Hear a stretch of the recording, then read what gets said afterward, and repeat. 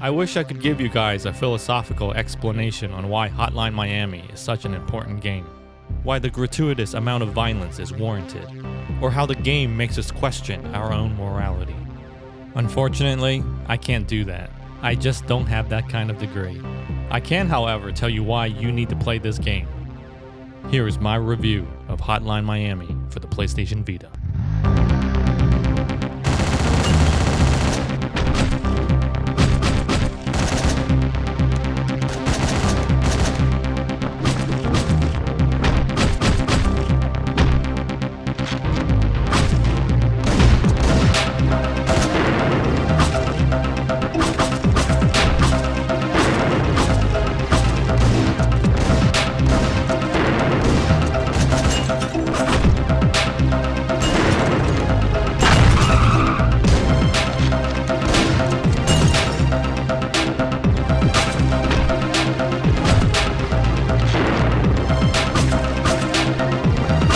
It's amazing what the developers were able to do with simple 8-bit inspired art design, a true testament that you don't need the greatest piece of tech to create an immersive world.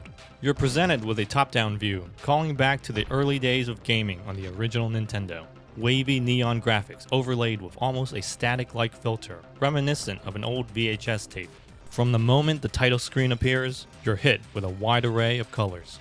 Character dialogue is presented in sort of a comic book style, with disturbing images giving off an uneasy feeling that is carried with you throughout most of the game. Of course, I have to mention the violence. It's completely over the top and it looks fantastic.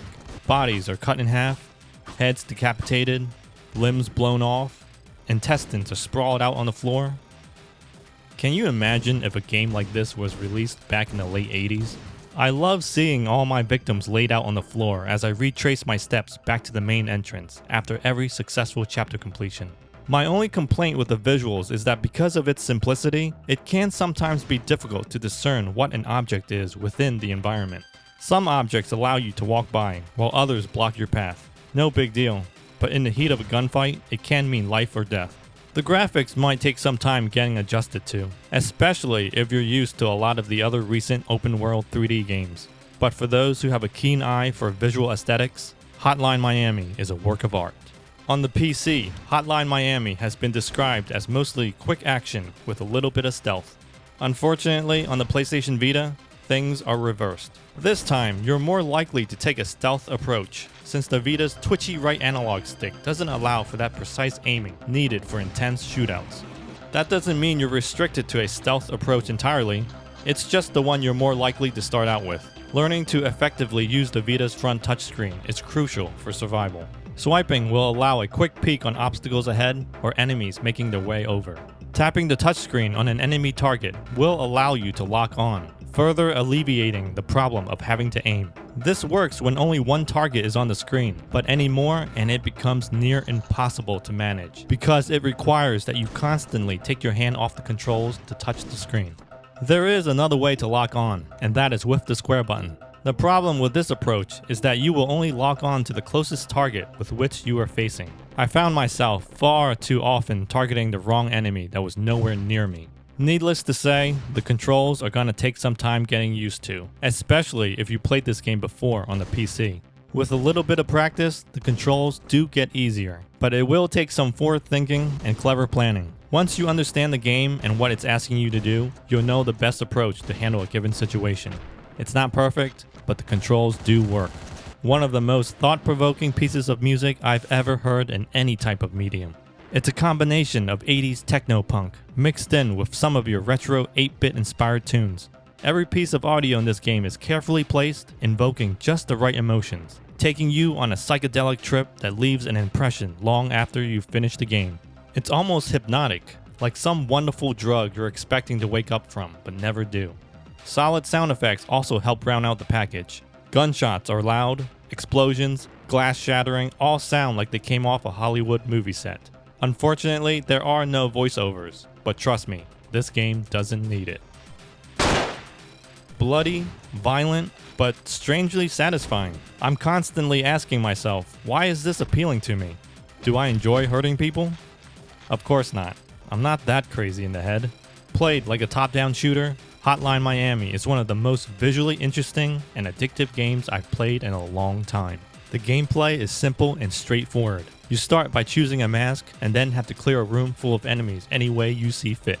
There's no leveling up system, no power meters, although certain masks do offer specific perks. Most of the time, it's just you and whatever weapons you find along the way. Speaking of weapons, there's plenty of them. Bats, crowbars, sledgehammers, samurai swords, shotguns, and handguns, to name a few. And if you can't find a weapon, using your bare hands is also an option. The goal is to make it through a level without taking a single hit. Multiple kills in quick succession with the ability to adapt to any situation allows for a bigger score bonus. The game is brutally difficult. If you're the type that's prone to rage quitting, then you probably should stay away. You're gonna die a lot, but it's the sense of satisfaction from completing a level that keeps bringing you back for more. Knowing where enemies are placed and having a plan of attack is key to survival. But that doesn't mean you can't just wing it either, which is what I did most of my playthrough. Barging into a room full of guys and clubbing them all to death with a bat or lead pipe never gets old. Although this approach led to me dying a lot, it did keep me coming back for more.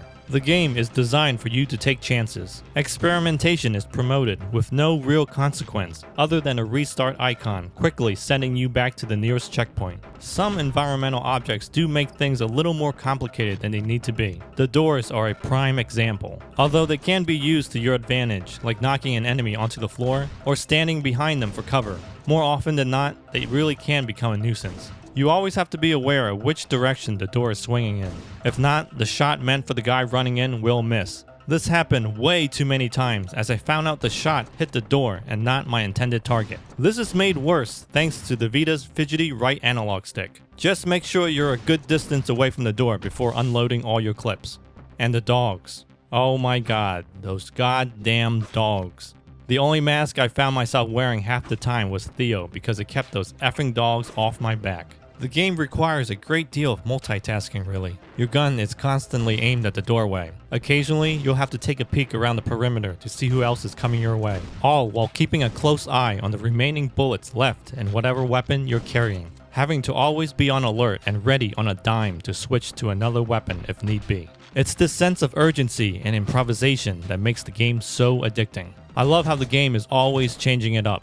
Just when you thought a chapter was over with, another wrinkle is thrown into the mix. And I haven't even talked about the story yet. A lot of people have compared it to the movie Drive, but I see more similarities to a Quentin Tarantino film. You play as an unnamed character who's taking orders from a gang of animal mask wearing criminals. Each assignment is given to you every morning over the phone, and it's your job to carry it out. As you progress further, you find out things are not what they seem, and people are not who they appear to be. It's part crime, part revenge story, with a little bit of that Scarface attitude thrown in. In all honesty, the story doesn't make all that much sense, but the way it's incorporated with the soundtrack and gameplay elements really adds a new dimension to the way stories are told through video games. That, my friend, is what really sets Hotline Miami apart from all the others. The game is light on extra features, with only 16 short main chapters, 20 if you include the additional bonus ones. Hotline Miami can be cleared in a single afternoon. For its asking price of $10 on the PlayStation Vita, or less if you're on the PC, you can't complain with the value you're getting. A brilliant blend of sound, storytelling, and gameplay, Hotline Miami for the PlayStation Vita comes highly recommended.